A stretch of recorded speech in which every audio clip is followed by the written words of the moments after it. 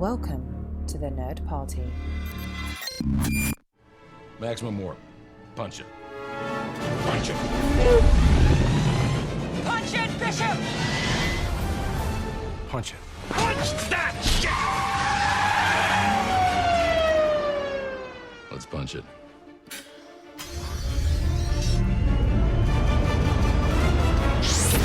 Hello, everybody, and welcome to episode 10 of Punch It! My name is Charlene Schmidt, and with me, as always, is...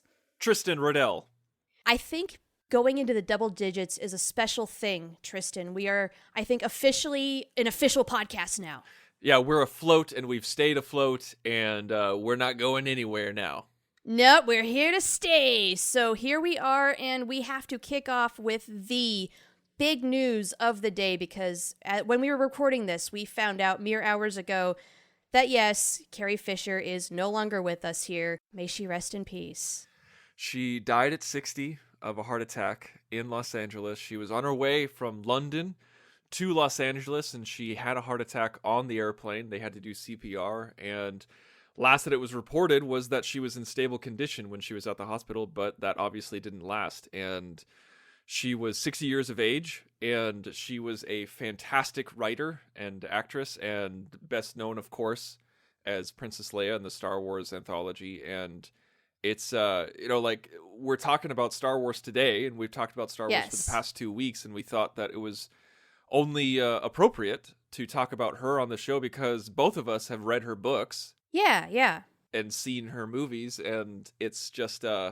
I know we live in this weird culture where we mourn over celebrities because they were celebrities. You know, like we mourn over that as a collective conscious because our community is now online. Our community is now in other people instead of ourselves. But I don't always participate in that. But this one was, even though we saw it coming, you know, it was still a shock to the system. Yeah, because the heart attack happened a couple of days before Christmas. Right. So yeah, last we had heard she was in stable condition, maybe on the road to what was probably going to be a difficult and long recovery had that happened. And of course, that did not happen because she took a turn for the worse today. What I want to know is, since you are a big Star Wars fan, and yes, I promise to our listeners, we're going to wrap up our Star Wars 2 today. Come hell or high water, we're going to find a way to make it happen. Yeah, it's going to be done today. Yes, it's done today. Now, did you know Carrie Fisher as Princess Leia first and foremost? Like, is that how you knew her? Oh, yeah, absolutely, yeah. Because I first saw Star Wars when I could barely talk. You know, like that was the first time I saw Star Wars. So, okay, yeah. I figured. I wasn't really reading her novels or seeing her plays, you know, like when I was 3 years old. So, yeah. Right. Yes. Okay, I figured as much, and I figured that's how most people do know of Carrie Fisher, because she was Princess Leia. I've actually got a very different angle on this. I mean, anybody who's listened to our last couple of Punch-Its knows I watched Star Wars very young, like you did, but I've not watched them since, and no, I'm not a big fan. But you know what? The last few years, I've been a fan of Carrie Fisher, and the big reason why is because she was a huge advocate for mental health, talking about mental illness and addiction. She went through both. She went through alcoholism and overcame that addiction. She had bipolar disorder and learned to manage it, and was very outspoken about that, was a huge advocate for having that conversation and making it prevalent in kind of just the social landscape, because unfortunately a lot of these things are still quite taboo. People don't like to talk about it because it's ugly. And she went there and she did it in very Carrie Fisher fashion. It was just in your face, unabashed, matter of fact. Here it is, folks, deal with it, and did not care whether you were comfortable or not. And I greatly admire her for that. Yeah, if any of you are listeners of our previous show, To the Journey, you know that we did not shy away with talking about mental illness, because mental illness was discussed in Star Trek Voyager, and you and I have dealt with it in our own personal ways, whether it was personal or with others in our lives. And, or both. And so we have always wanted to talk about it earnestly, and we've always wanted to not shy away from it and realize and help people realize that there is hope out there and that you can overcome it. You can deal with it, even though it doesn't look like you can, and even though it doesn't feel like there's light at the end of the tunnel. We try to be honest about it, and that's one thing that I really respected about her, was that she would go over the top with it. You know, she would not hide it. She wouldn't be ashamed of it. She would write about it. That was her therapy. She would talk about how, yes, I am an addict. I am bipolar, and this is who I am. And you know what? I'm going to crack a joke about it.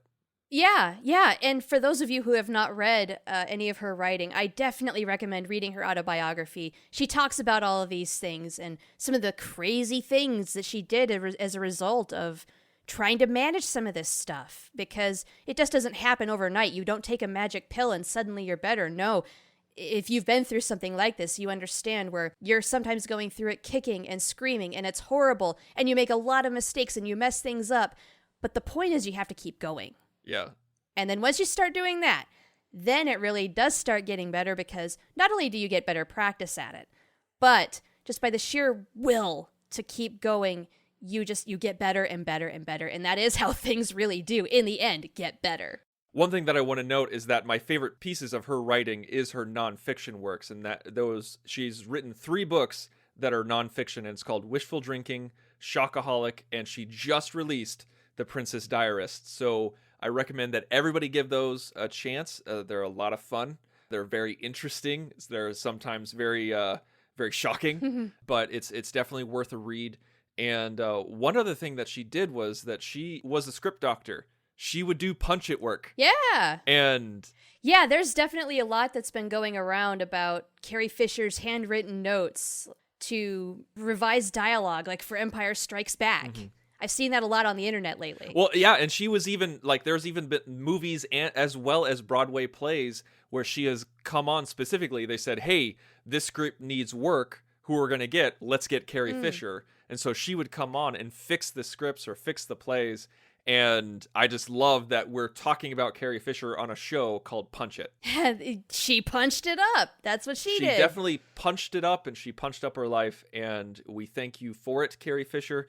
And we hope that you're resting in peace, and our thoughts and prayers go out to your family. And also, in her book, Wishful Drinking, she said that she would want this said in her obituary. She says, I want it reported that I drowned in moonlight, strangled by my own bra. So thank you very much for all your work, Carrie, and we know that you drowned in moonlight. Yes. And if you want to know the origin of what exactly that phrase means, it really does help to go to the book and read the story behind it, because it's quite interesting. And that's all I'll say about that. Now, moving forward here, we have a story to finish. We have written now 2 acts of the Star Wars 2 movie, set to take place after the very original Star Wars. There is nothing else in the canon except for what we have written in this thing. And Tristan, if you would please give a quick recap just to bring everybody back up to speed as to what we have written so far.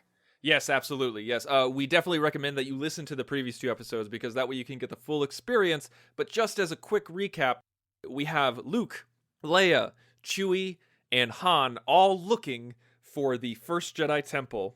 They're on a mission on behalf of the Rebel Alliance, and the reason why they're looking for the first Jedi Temple is because Luke is looking for ancient knowledge that can help him in his own Jedi training, as well as train other Jedis for the Rebel Alliance. And also what's happening is that the Empire is building a massive new fleet because of the massive failure that was the Death Star. They're now putting all their resources into a fleet that can drain a planet of its resources instead of destroying it outright. And Vader thinks that's foolhardy, and that you cannot win without the Force on your side. And so he's going to track down Luke. And as he's tracking down Luke, he realizes that Luke is looking for the first Jedi Temple. So Darth is trying to beat him there to it. And so after some jailbreaks and some really cool action sequences, they find an artifact that has some writing on it. They don't know what the writing is, but they find out what it is, and it only exists on one planet. So they go to this remote village on this planet, and they find this out through C-3PO, the rebels do, and Darth finds it out through the massive library on the Imperial homeworld, or wherever the Imperial headquarters is. But he hires a bounty hunter to track Luke while he goes to find out the data. And the bounty hunter finds out that they're on this planet, reports back to Darth. Darth is on his way, but on the planet, they're trying to talk to the natives, and no one can talk to the natives, not even C-3PO. But for some reason, the natives will talk in the Wookiee language to Chewie. And so that's where we left. Wookieese. Yeah, that Wookieese, and that's where we left off. Is the rebels are talking with the natives, bounty hunters up in orbit, and Darth is on his way. Let's go. Let's clean off the whiteboard and go. So we have to write a big, epic conclusion to this film now. We're going to have a lot of action scenes. We know that much. But we have a lot of grand things that we've got to get done here in the space of about 30 minutes. Yeah. It's go time. So, and I don't know about you, but my brain is about as blank as the whiteboard right now. Do you have anything on your mind? Okay, here's the thing. Like, you're absolutely right that we got to have a lot of action scenes, or at least one big one. You know, like there's got to be. Yeah. There's got to be something cool. Here's where my brain is going. Let's tease just a little bit of the ending before we actually get to the temple. I'm thinking that when we get to the temple, we have 2 action scenes that are going on simultaneously. All right? Okay. We've got Vader and Luke fighting at the temple. Okay. And we have the rest of our heroes on the Millennium Falcon fighting the ship that the bounty hunter's in. Okay, yeah, I was thinking we should probably take care of the bounty hunter and get him out of the way as soon as possible, because he's kind of hanging out and monitoring what's going down. Well, I'm thinking actually, like, I'm not thinking as soon as possible. I'm thinking once they get to the temple towards the end of the movie. Oh. Yeah, you said that. Yeah, that's okay. Here's what I'm thinking for the temple, because that's the thing, is that it needs to be someplace interesting. It can't just be the natives are like, oh, you're looking for the temple? That's in my backyard. Or you're looking for a temple? That's just on planet such and such in the system of so and so. You know, like it would feel too much like a bad novel or a bad video game. And so for some reason, the first thing that popped in my head was like an asteroid belt, but not like an asteroid belt. Like in the first movie, you know how when they were looking for Alderaan, all of a sudden they're like, oh my God, we're in an asteroid field. Or like, no, it's Alderaan. Yeah. What if the first Jedi temple was on a destroyed planet where like it was some sort of metaphor where like the first Jedi are like, maybe their homeworld was destroyed. Like they vacated, but their homeworld was destroyed. They went back to the rubble and they built the temple in one of the biggest pieces left of their planet. Now, it could not sustain life naturally, but they built it into the rock, kind of like that scene in Star Trek 09 where the Vulcan, buildings are hanging off of the rock. Like what if it was something like that? Sure. So it's kind of like a space base or a space station built into the rock. And so nobody would think to go there because they're like, oh, it's just a destroyed planet. It's just rubble. Yes, and maybe that is what the villagers tell them is, oh, yeah, it's on this destroyed planet. Yeah. Couple planets away. And so there's that feeling of failure, like, oh, it's not there anymore. But in the asteroid belt, there's tons of obstacle courses and ships waiting for them and things, all sorts of things to help train. And it is out there, but we don't get that knowledge right away. They're going to have to discover that later. Yes, yeah, like right off the bat, Chewie tells them what the natives said. It's on the destroyed planet of whatever the planet's name is. And Han and Leia are like, oh, well, great. Just fan-freaking-tastic. Oh, great. We're going to have to go back to the council or whoever is in charge and give them this awful news and tell them that, yes, we wasted everybody's time. Yeah, and Luke goes, no, we're going. And they're like, what's the point? It's a waste of time. We got Vader on our tail. We just need to go. And he's like, no, you guys have got to trust me on this. Yeah, he's got that feeling. The music starts to build. He's looking off into the distance. That moment, that hero moment when he's like, I am not going to go this far to have been stopped by this. Right. Yes, absolutely. Okay. Now we have the bounty hunter. Right. Who's kind of watching their movements right now. He's probably going to see them taking off in the Millennium Falcon. And is he going to pursue? He's obviously going to relay this information to Darth Vader. I kind of feel like, in a sense, maybe this is where Luke separates from everybody else. Like, maybe everybody helps Luke escape. Oh, that's such a good idea. So, okay, yes, they're on the planet, and they're talking to the natives, and then somehow, maybe C-3PO goes over the comm and says, hey, the Millennium Falcon's picking up a strange signal. I think we've got company. And they're like, is it Vader? No, it's somebody else. And then Han recognizes the ship. He's in the seedy underbelly. You sure he's dealt with this bounty hunter before? And so he's like, oh crap, I recognize that ship. He's like, this is not good. And so they're like, okay, what do we do? And like, well, we can't take the Falcon to this place. We like, Luke, you need to go. You're going to have to go by yourself. And we got to get you off this planet. We'll distract the bounty hunter and we'll try to get you off this planet. So do the natives help? Do they have spacefaring technology? You know, what's the deal there? Ooh. I mean, so far we've established that they are a very ancient race, maybe ancient themselves in terms of their physical age. We can make up anything, really, because we don't know what sort of weaponry they have, what sort of tools they have. It's true. We really could do anything here. It's almost too much freedom. It is an old culture. They don't leave the planet anymore because they're like, why would we leave? We have everything that we have now. They have that little conversation, you know, that we've heard in sci-fi a couple different times. Sure. But they say, they're like, okay, we do have a small one-man fighter. It might get you there, but it's not going to get you back. Like, it's a one-way trip. And so if there's nothing there, you're probably going to get stranded.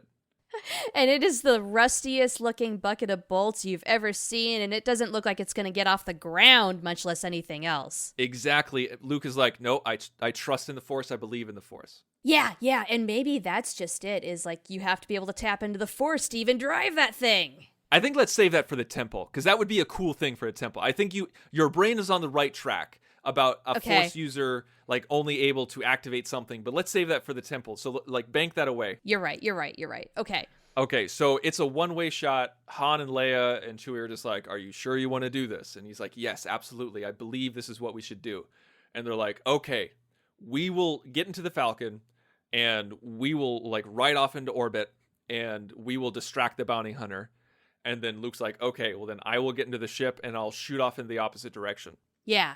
But as soon as they do that, as soon as they engage the bounty hunter, Vader comes into the system and sees where Luke goes.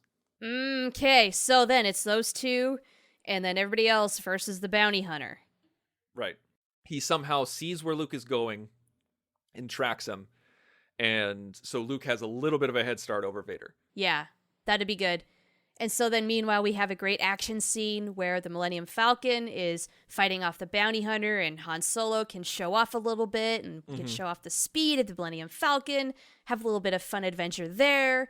I don't know if we need to delve too much into an action scene like that. I don't think so. I think the people can use their imaginations. Like we write down epic battle, you know, like, and yeah, epic battle, pew, pew, pew, pew, pew, pew, pew, and then boom. We could talk about stuff where, you know, like Han skims off of the atmosphere and like it makes the bounty hunter bounce off or something like that. Like we could go into that detail, but just imagine a very epic, cool dogfight in space between the Millennium Falcon. Right. And maybe there's even a little bit of communication between Han and the bounty hunter because maybe they know each other and they don't like each other. So they're talking smack back and forth. Yeah, it could be kind of like in Star Trek 6. Like they're just quoting Shakespeare back and forth. Yeah. Like I'd pay good money to if he'd shut up. And then you got Chang on the other side, cry havoc. Absolutely fun. Okay, while that's going on, because this is Star Wars and because it's hyperspace, we can just imagine that they get their lickety split. You know, like they get there super fast while the battle's still going on. And so as Luke arrives, he just sees a destroyed planet. There's a quarter of it hanging in space, but then there's just tons and tons of debris around it. And, you know, Luke looks dejected, but he starts to go around. He starts to float towards the bigger pieces. And just as he gets closer, it starts to rotate, and we see this shiny but old-looking temple hanging off the rock face. Ooh, I like it. That little sign of life where everything else just looks so completely dead, you would blink and miss it. Right. I like it. So, he heads there.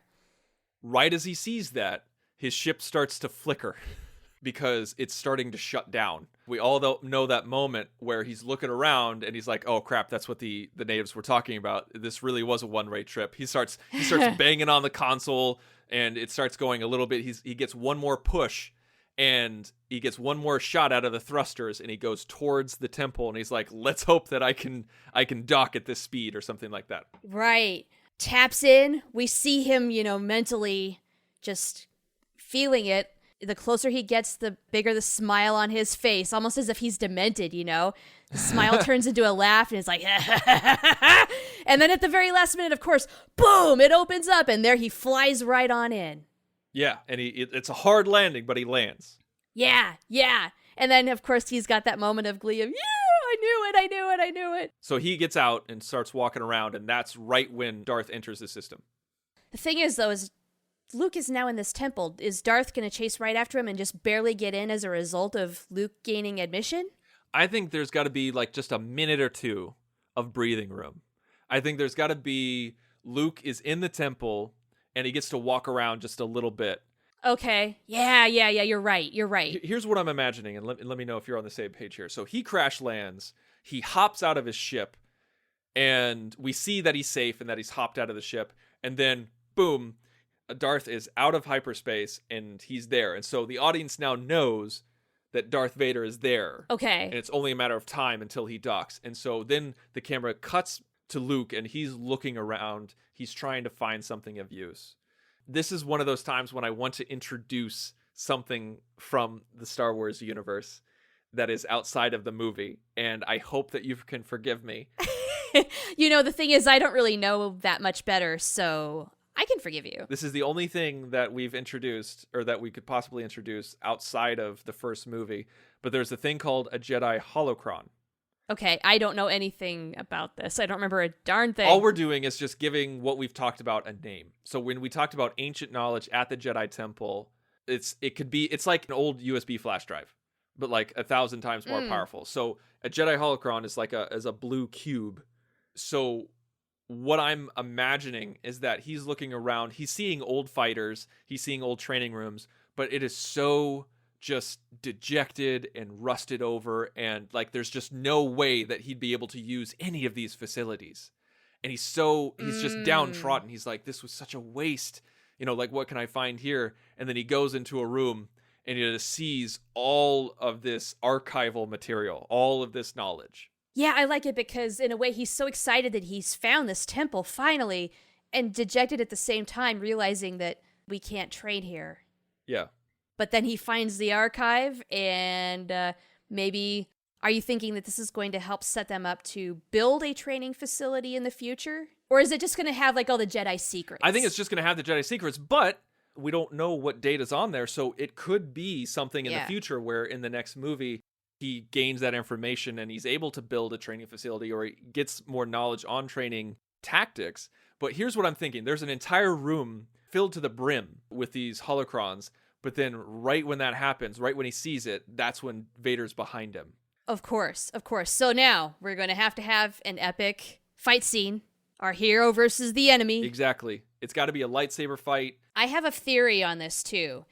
Darth Vader, I mean, he is a powerful foe. Right. He really should, I mean, he's definitely bigger, and I would say stronger than Luke Skywalker is. Very much so. And so they both have a lightsaber. Physically, Darth Vader should be able to take Luke eventually. There might be a fight on his hands, but, just in terms of pure physicality, he can take him.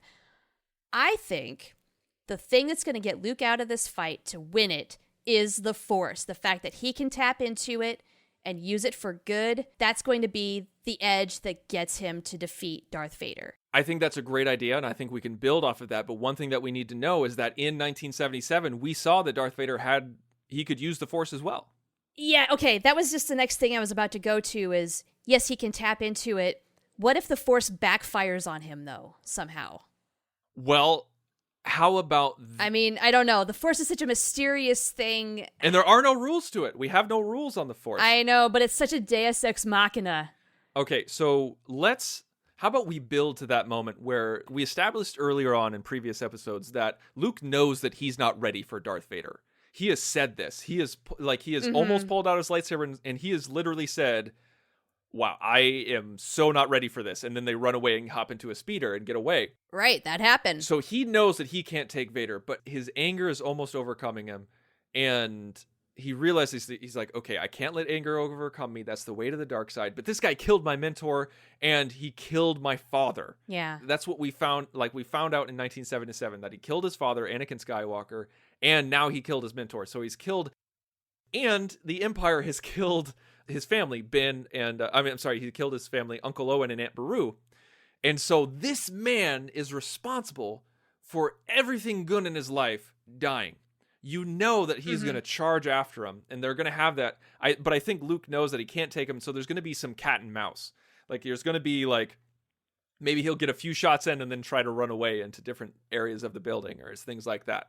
Sure, and he has a little bit of an advantage knowing where some things are, at least after having approximately, 2 minutes to look around. Oh, no, that's a But great hey. idea. That's a great writing technique where maybe he sees something as he's walking in a particular room.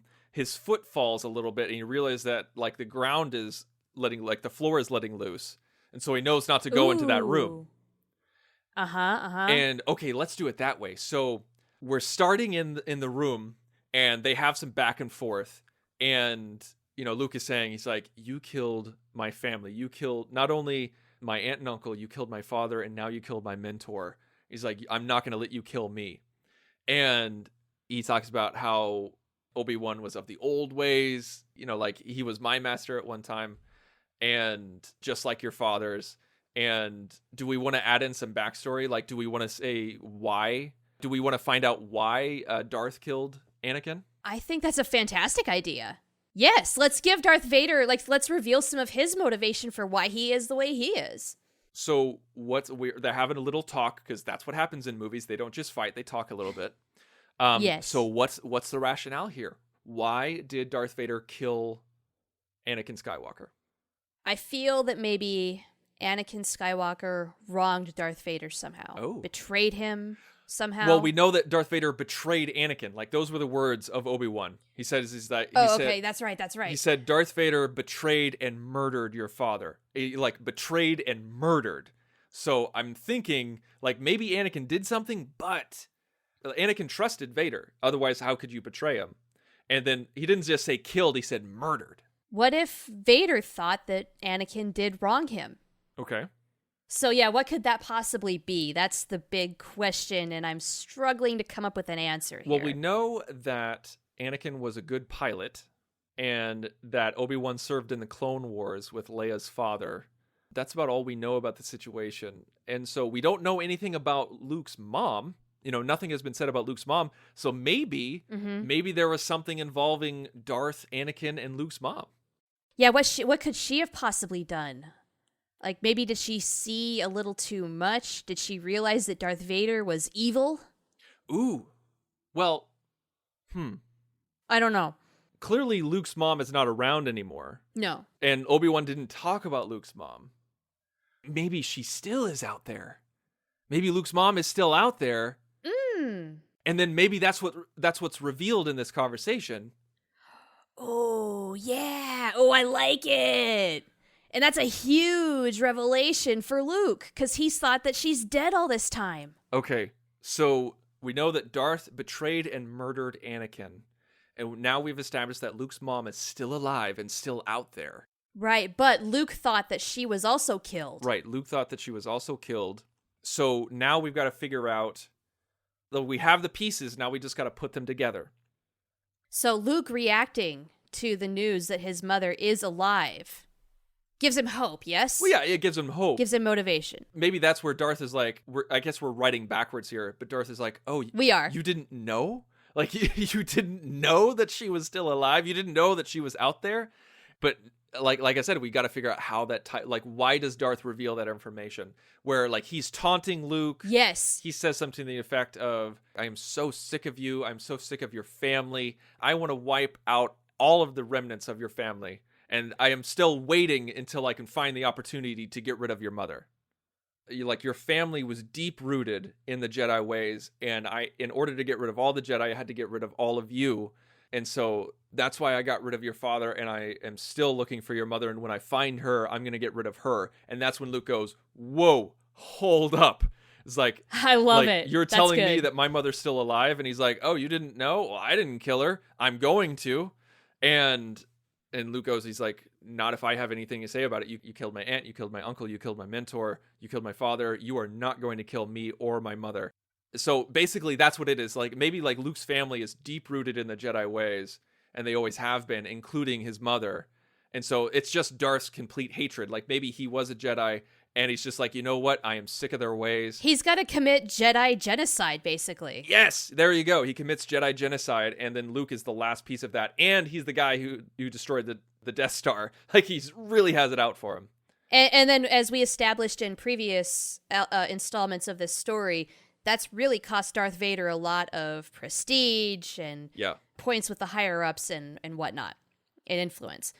So, yeah, he's got plenty of reasons to get rid of Luke at this point. And then thus is the lightsaber fight that ensues. So here's what I'm thinking. Do it. Luke pulls out his lightsaber and Darth Vader pulls out his, and Luke knows that he's no match for him. And so Vader lunges after him, and in one huge swipe, he destroys half of the holocrons. Ooh. Ouch. But necessary, because, come on, they're right there. And of course, something's about to break. We can't keep it pristine. This is an action movie. Exactly. And that's the thing, is that like it can't just be a pure win for the good side again.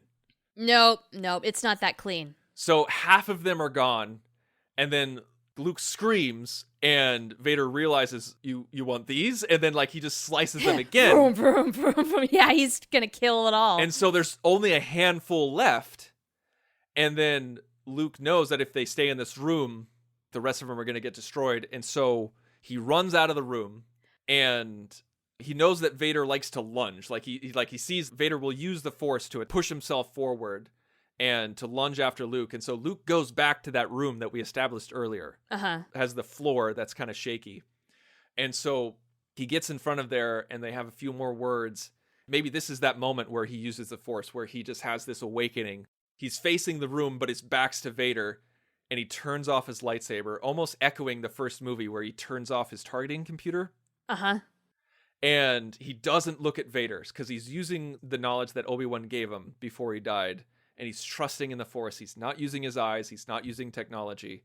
And you just hear Vader scream, "You fool!" And he activates his lightsaber again, lunges towards him, and Luke does a double backflip behind him. And Vader's in the room with the shaky floor, and then they're facing each other, and we start to hear the like things are falling down. Oh, totally, yes. Vader falls through the floor, and Luke takes this chance to run back to the archive, grabs maybe 3 holocrons, and there used to be like 50. Right. He's got whatever's left. He got whatever's left, and he just tries to hightail it out of there. And right about that time is when we see maybe like the Jedi Temple is just falling down. Like it's just like this created a kind of like almost had a shock reaction of like an earthquake even. Yeah, absolutely. And so he thinks, he's like, this is going to be it. The vessel I came in isn't going to work. And he doesn't know where Vader's ship is. Right when he thinks that he's not going to make it, all of a sudden the Falcon rises up. Of course. Yeah, maybe there's somehow the shred of energy to transmit a signal or something. And the Millennium Falcon is, I don't know, forgive the Star Trek term, hailing it, saying, Luke, are you out there? Let us know where you are. Maybe that's on their side. So like, or maybe they just find it. That's probably easier. Yeah, I think this would make it simpler. I think what you're saying absolutely can happen, where the temple is massive, and all of a sudden, the Millennium Falcon rises up. We see it head on, and Luke looks like an ant, and then the doors open, and Leia's there, and he goes, "Come on!" And he runs up. They get away, and they're like, "Okay, we found it." And then Luke goes, "How did you find me?" Like, "Oh, well, we tracked that old ship. We were able to figure out where it was." There we go. And I know I've been talking for a long time. So that cavern of the temple collapsed, and the Millennium Falcon gets away. And I think this is like, I want you to talk about what they talk about in the Millennium Falcon, but I have an idea for Vader at the end. So, oh, okay. Because, we're going to be led to believe that Vader is all but dead. Right, at this point. Which, of course, he won't be, because this will be a third movie later on. Right. But we're going to think that he's gone, finally, at last. Yes. And so, meanwhile, back in the Millennium Falcon, I cannot believe you found this thing. What was in there? And Luke kind of pulls out some of these, what do you call them? Holocrons. Horcruxes come to mind, but that's Harry Potter. He pulls out the holocrons and says, "These, and unfortunately, this is all that's left. We have got to find out what's in these. What do they contain? Maybe we can use them to help us, because the temple is no longer. We can't use it to build the Rebel Alliance." Yes, we won't be able to use these facilities. We won't be able to use any of their ships or anything like that. But how to build better facilities or the information of how to train new Jedi or how to finish my own training could be on these holocrons. And then Han's like, Right. or they could contain a recipe for soup. Right? Either way, it's going to help build the resistance. Yeah, and so we have that nice moment. They fly off into the distance.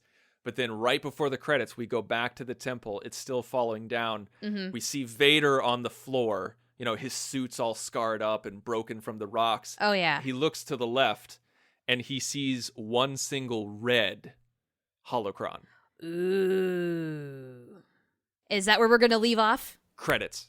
Perfect. How does that sound? Do you like that? Oh, absolutely. Absolutely. It's a complete adventure, but we've got the perfect end for that next installment. Mm-hmm. Bam. Star Wars 2. And that way, it's not all Luke winning. Darth Vader was able to destroy most of the ancient knowledge and still find some of his own. Like, Right. obviously, like, all the holocrons were blue. You could tell they were part of the Jedi. But then he finds this red holocron, and we as an audience all know what that means because of the Yes. colors of the lightsabers. Yes. And yet there is still some hope because there are still some holocrons that are going to help the Rebel Alliance. There is hope. And Luke, Leia, Chewie, Han, they're all still alive by Right. the skin of their teeth. Yeah. This is good. This is good. It's the perfect middle movie. And then Luke reveals that my mother is still alive. We've got to find her. Yeah, we gotta find her. Maybe she can help us out. And they're like, well, there we go. Oh my god, Star Wars 3, The Search for Luke's Mom. Yes! Yes! Crossing the paths once again. I love it. Well, that's great. Okay, we did it. We wrote the movie. Woo! Whew. Okay, guys. We're not going to write Star Wars 3 for quite some time. So for those Yeah, of you we who need are a like, breather. okay, yeah, we need a breather just as much as you do. So we thank you so much for sticking with us for 3 episodes. This is the first movie that we've written on the fly ever. And we hope that you enjoyed it. And we hope that you enjoy some of our other shows, because please go to thenerdparty.com and you can find out that we have 7 shows on the network. We have new content coming to you every single day of the week. And you will find something. We got Star Wars, we got Star Trek, we got General Geek, we got this show, we got Nerd Nuptial, we got so many things, so many things. And one other thing that you should do is go to lootcrate.com/nerdparty. It's a great Geekbox subscription service. From there, you can subscribe. They send you a box of Pop Funkos, action figures, t-shirts, comic books, all this great stuff. $40 worth of merchandise for less than $20. If you go to lootcrate.com/nerdparty, enter in code nerdparty, you will save even more money off of that. Char, where could we find you online? Well, aside from this podcast, of course, you can find me on Twitter, and my handle is Oh the Profanity. Where can people find you? You can find me on Twitter as well, at The Insane Robin. You can also find me elsewhere on the network on the aforementioned show Nerd Nuptial, which is a show that I host with my wife. And you can also find the show page on facebook.com/thenerdparty, as well as on Twitter at Join Nerd Party.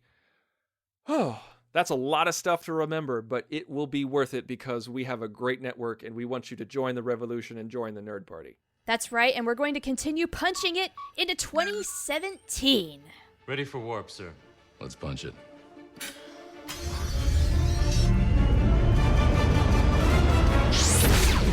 Join the revolution. Join the Nerd Party.